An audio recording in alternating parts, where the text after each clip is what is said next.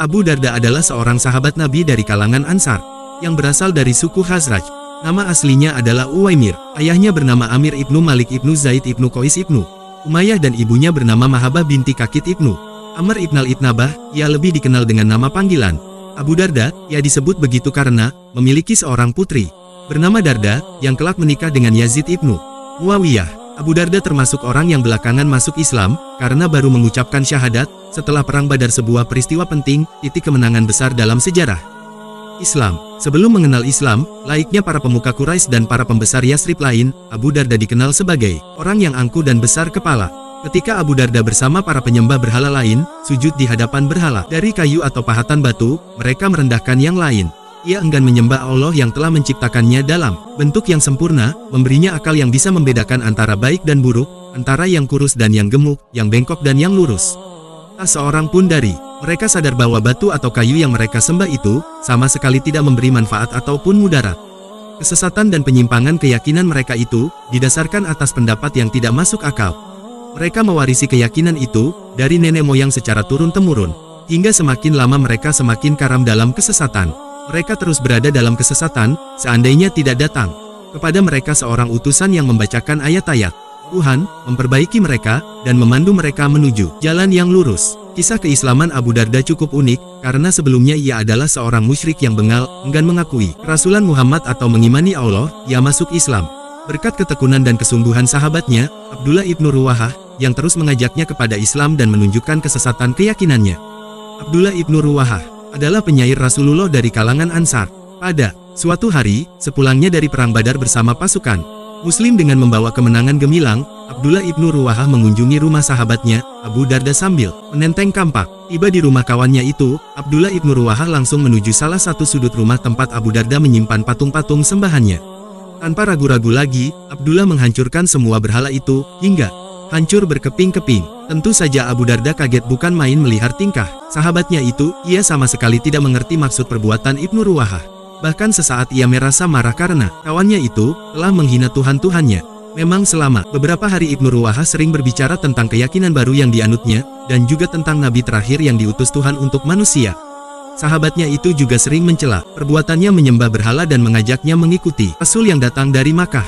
Tapi, Abu Darda belum memahami mengapa Ibnu Ruwahah sangat membenci Tuhan-Tuhannya hingga berani menghancurkannya. Namun, setelah mengamati berhala-berhala yang kini jadi piling berserakan, kesadaran mulai meliputi jiwa dan pikirannya. Ia sadar, ternyata Tuhan yang selama ini disembahnya bahkan tidak dapat membela dirinya sendiri dari kehancuran.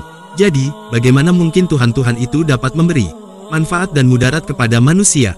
Abu Darda sadar, selama ini ia menyembah Tuhan-Tuhan yang palsu. Jiwanya mulai diterangi cahaya kebenaran. Pancaran keimanan mulai menyentuh hatinya dan menerangi segenap jiwanya. Maka, tidak lama kemudian, setelah berbincang-bincang dengan sahabatnya, Ibnu Ruwahah, iadanya Hasan al-Huta berangkat untuk menyatakan keislamannya di hadapan Rasulullah. Sejak saat itulah Abu Darda menjadi muslim yang setia dengan keislaman dan keimanannya.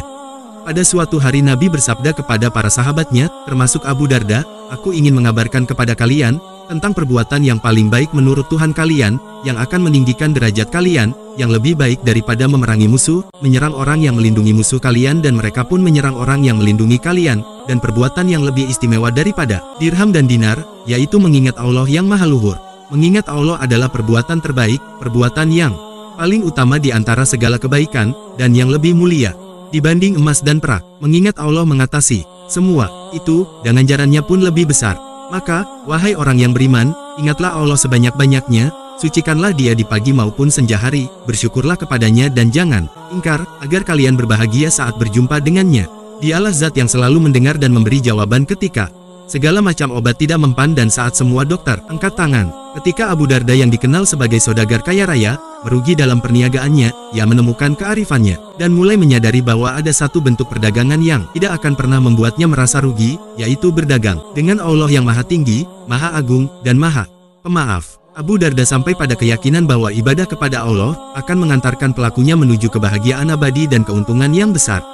Sejak saat itu Abu Darda muncul sebagai sosok muslim yang taat beribadah. Ia juga selalu ikut serta dalam beberapa peperangan bersama Rasulullah, mulai dari perang Uhud, sebagian pendapat mengatakan, mulai perang Khandaq hingga perang-perang berikutnya. Ketika kaum muhajirin menetap di Madinah, Rasulullah mempersaudarakan Abu Darda dengan Salman Al-Farisi. Suatu ketika Abu Darda pernah berdoa, "Ya Allah, aku berlindung dari perpecahan hati." Seseorang bertanya, "Apa maksud perpecahan hati, wahai Abu Darda?" "Selalu menginginkan harta dalam setiap kesempatan.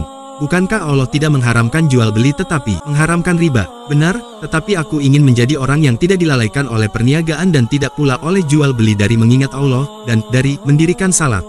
Ayub menceritakan dari Abu Kilabah bahwa Abu Darda melewati sekumpulan orang yang sedang mengejek orang yang berbuat dosa. Ia lantas berkata, "Jika ia yang menjadi korban perbuatan dosa, apakah kalian akan membantunya?" Mereka menjawab, "Tentu saja." "Maka, tak sepatutnya kalian mengejek saudara kalian. Memujilah kepada Allah yang telah memaafkan kalian." Mereka menimpali, "Apakah kau tidak marah kepadanya?" Abu Darda menjawab, "Aku hanya membenci perbuatannya. Jika ia telah menginsafinya dan bertobat darinya, berarti ia saudaraku." Sungguh suatu kebijakan yang patut diteladani. Abu Darda juga pernah berujar, "Satu hal yang paling kutakutkan adalah jika pada hari kiamat nanti aku ditanya di hadapan semua makhluk, 'Hai Uwaimir, apakah kau termasuk orang yang mengerti?' Aku akan menjawab, 'Ya.' Kemudian aku kembali ditanya, 'Bagaimana kau mengamalkan sesuatu yang kau ketahui? Sepertinya kau lebih suka mencela orang lain daripada kehilangan saudaramu. Siapakah yang lebih berhak kau tolong dibanding saudaramu sendiri? Berbagilah kepada saudaramu dan perlakukanlah ia dengan lemah lembut. Jangan pernah mengikuti ucapan orang yang hasut. Jika tidak, kau tidak ada bedanya dengan mereka. Kelak, jika maut menghampirinya dan kau berpisah dengannya, bagaimana bisa kau menangisinya sesudah kematiannya, sementara selama ia hidup kau tidak pernah menunaikan haknya?" Suatu hari seseorang minta didoakan, dan Abu Darda menjawabnya dengan penuh kerendahan hati, "Aku bukanlah hamba yang baik dan aku khawatir doaku ditolak." Rasulullah pernah bersabda mengenai Abu Darda, "Uwaimir adalah seorang hakim dari umatku.